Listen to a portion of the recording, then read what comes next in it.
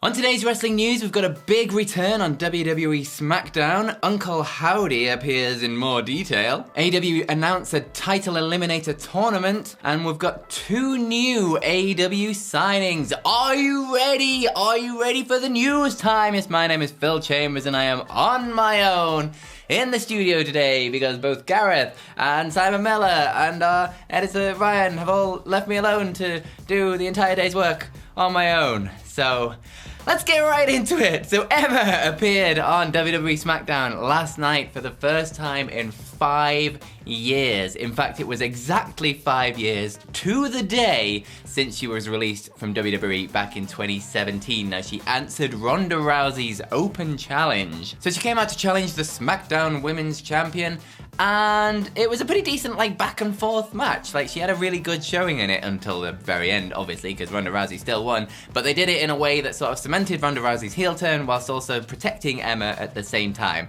So Ronda Rousey, had to, kind of push Emma into the referee, and then the referee had to kind of move out the way. But then as she was doing that, Ronda Rousey grabbed Emma's face and did an old school rake of the eyes, and then hit her with the Piper's Pit, and then got the armbar locked in and made Emma tap out for the win. But a decent showing for Emma coming back to WWE for, like I say, the first time in 5 years. Michael Cole also put her over pretty big on commentary, talking about how great she was in NXT and how she's been wrestling around the world and things like that. She has obviously been with Impact. She just finished up her 3-year stint in Impact back in July. And now she's one of Triple H's little signings that are coming back. He's bringing them all home. Bring them back, Triple H. And I really, really like this as a signing. Emma was a huge part of the Women's Revolution back in the day. I always classed that match with Emma versus Paige at NXT Arrival as kind of the catalyst for the Women's Revolution in the very first place. The match that made people realize what women's wrestling can be. It doesn't have to be the diva stuff. It can actually be wrestling, and it can actually be really bloody good. Nothing official yet on her WWE status going forwards, but obviously it seems like she's going to be there for a while. She did do a WWE exclusive interview clip thing that they put up online after the show, where she basically just said that she has waited 5 years for this and she refuses to be forgotten again, and now she knows what she needs to do to become the champion. And then she kind of walked off. It was only like a 40-second little interview clip or something like that, but it seems like there is plans for Emma going forwards. And like I say, yeah, welcome back, Emma. I think this is a big thing, and I look forward to seeing what she does on the roster going forwards. But speaking of SmackDown, Uncle Howdy appeared again in a Bray Wyatt segment, but with a little bit more detail this time. He actually spoke, which was a new thing. So he interrupted a Bray Wyatt promo, that again, exactly how they've been doing it before. Bray Wyatt was saying that he no longer needs to hide behind masks, that he's the best version of himself that we will see, and that there will be some spectacular things in his comeback. He's been out of control for the majority of his life. He's been unable to keep a lid on his emotions, which send him to a very dark place. But he's willing to face his demons, but there will be a time when he is asked to do something horrible. Obviously, this is still a Bray Wyatt promo. It's still a little bit cryptic, obviously. And then Uncle Howdy appeared on the big screen. It had the Wyatt 6 moth logo thing and and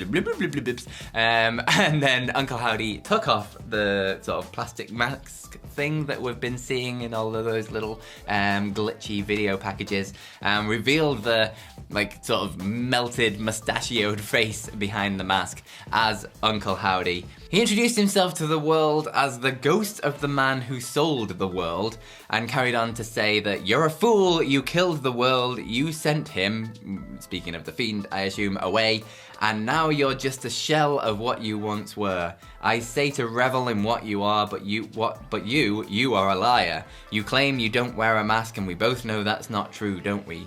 I can see you, you'll never be able to hide from me, your Uncle Howdy. And then there was a QR code that flashed up on the screen as well, and if you scanned that QR code, it took you to a picture of Bray Wyatt with just the word liar written all over it and big red crosses through his eyes. So I actually kind of like all of this. I know a lot of people have tapped out on this already. Some people in the WhatCulture office itself have already tapped out on this run of Bray Wyatt. But I'm liking it. I don't think it's overstaying its welcome. I think the segments that they're putting on SmackDown are like short enough to keep you intrigued, not long enough to let you get a bit bored of it. They're revealing it. It feels like it's actually moving somewhere, like going somewhere, not just spinning its wheels, which a lot of, well, both versions of Bray Wyatt in the past, sort of the Fiendy Bray Wyatt and the cult leader Bray Wyatt versions, kind of felt like they did a lot, just kind of span the wheels and didn't really go anywhere. This feels like it has a plan, it's progressing somewhere, it's actually telling a story week over week, and I'm really liking it. Genuinely no idea where it's heading, of course. It could go absolutely anywhere from this, and I'm very fascinated to see how they actually portray this as a sort of wrestling character in a match, because obviously that was a lot of where the Fiend kind of fell down, is when they actually put it into matches. But I'm willing to see this play out, and I am excited to see where it goes. Switching gears over to AEW for a second, Rampage was obviously last night as well, and they have announced an AEW title eliminator tournament, that's what they're calling it, where the final is going to be at Full Gear on the 19th of November, and then the winner of that will go on to get a world title shot at Winter is Coming in December. Not a lot of information about this as of yet. We do know that Dante Martin and Ethan Page are the first two contenders to be put in there, with another 6 to be revealed at some point going forwards. But I imagine they're going to have to kickstart this pretty quickly, because it's less than 3 weeks now until Full Gear. So they need to get a move on with it, so I imagine we'll find out a lot more on Dynamite next week.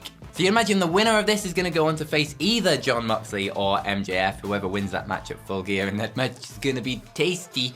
But it's not the first time they've done this either. Obviously, back in 2020, they did the title eliminator tournament thing.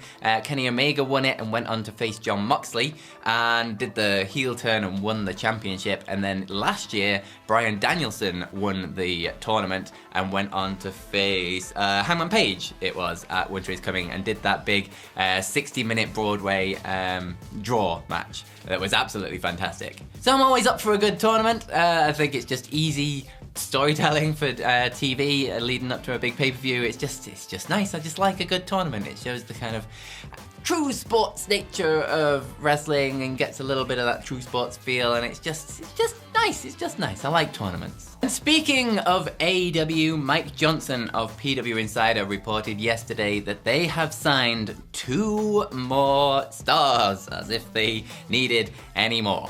So he did say that he has officially heard that Bandido and Juice Robinson have signed new AEW agreements. He doesn't know the length of them or really much details of them going forwards, but they will be with the company from now on. So it's 1 month ago that they both appeared on AEW Dynamite. Obviously, Bandido was in the main event against Chris Jericho in the Ring of Honor title match, and he lost that match, and Juice Robinson for Jon Moxley earlier on in the card, and he lost that match as well. Obviously, Juice Robinson is married to AEW star Tony Storm, so that's really great for them. They get to travel the roads together. That's really, really nice. And Bandido, I'm genuinely surprised hasn't been snapped up a long time before this. He's absolutely amazing talent. Really, really, really good in the ring. I just have no idea why no one snapped him up before this. So I think they're both a really good signing for AEW. There's a lot to be said for AEW's roster and how ridiculously large it is.